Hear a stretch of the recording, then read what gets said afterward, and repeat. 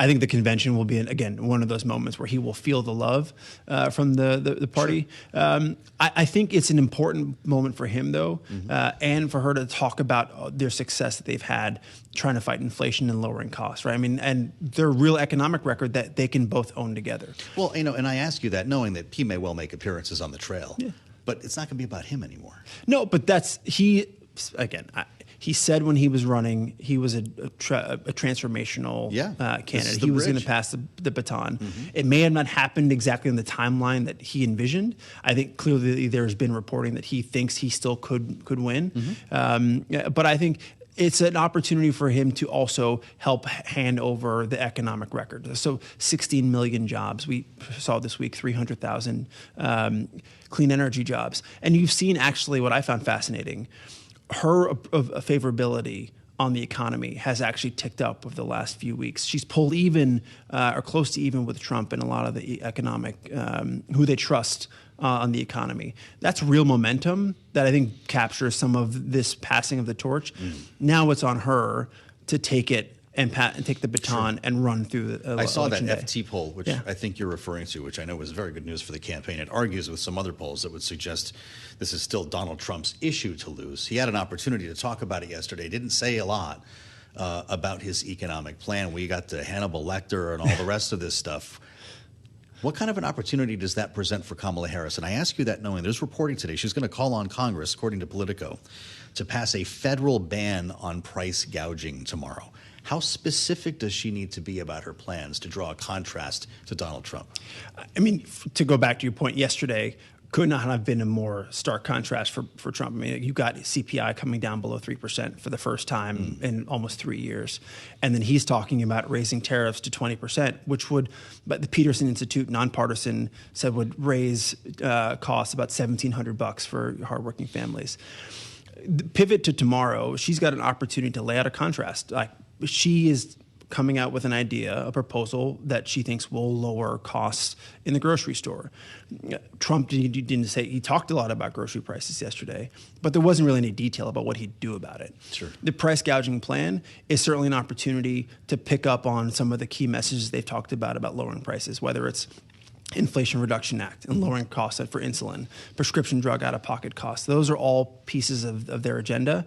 And it is, I think, also speaks to a more empowered FTC in a Harris administration. There's been a lot of questions about what that more than a Biden administration? Well, I mean, I think one of the things they signaled was that the FTC would take a look at some of the mergers in the grocery space.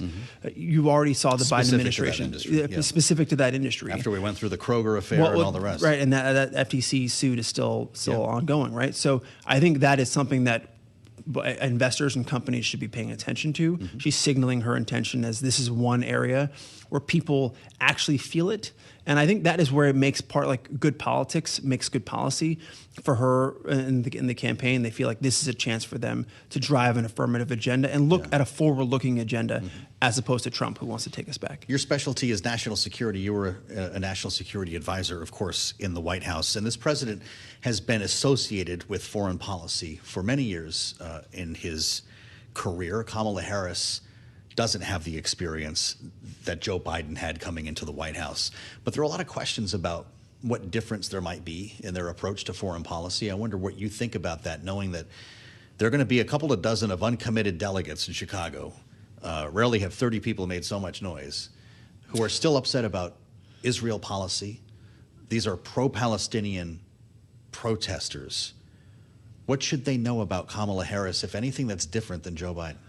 The important thing to remember is she actually comes into office with one of the strongest foreign policy records of experience than any other president since Joe Biden. Right? I mean, just at being vice president, she traveled the world, spoke to world leaders ahead of Russia's invasion of Ukraine. She's talked pretty passionately about the plight of the people of Gaza in this crisis, and she's spoken, I think, very effectively also about the need for a ceasefire and also Israel's right to defend itself and the real need to bring the hostages home. She's an effective communicator on these issues. I think you're going to see, and we're all looking and watching with bated breath about what may happen in the Middle East this week. Does she think differently about this than he does, or is it a continuation of what we've seen for the last 3 years. Donald Trump made the point yesterday that her desk is 10 steps away from the Oval Office. That cuts both ways, depending on what you're talking about. Well, but she's been in this situation for some of the president's toughest calls. She was there on April 13th when Iran launched hundreds of missiles into the Situation Room and helping give the president advice and counsel. So I think you will see a lot of continuity in their approach. And some of the officials who were part of the national security team will, I think, likely to stick around, who are part of her team will stick around if she becomes president. I think she talks about alliances. She talks about rebuilding America's image on the world stage. That's something that Joe Biden invested a ton of time in capital. Yeah, that sounds like Joe Biden. Right? That has been part of his agenda. But it's also the right thing to do. It is a way for us to be more effective. Things like bringing hostages home from abroad, that only happens if you have the relationships with world leaders.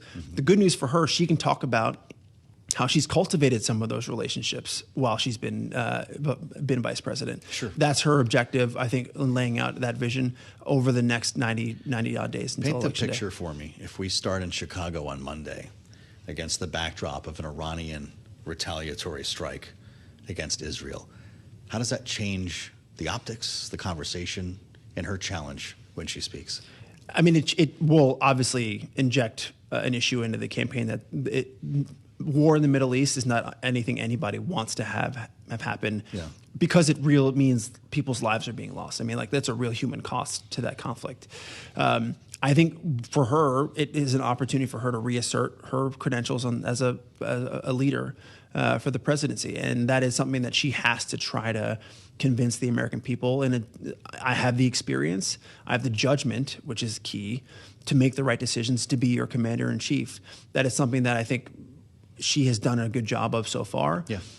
That's another opportunity for her. I think it more of as an opportunity to show her leadership credentials.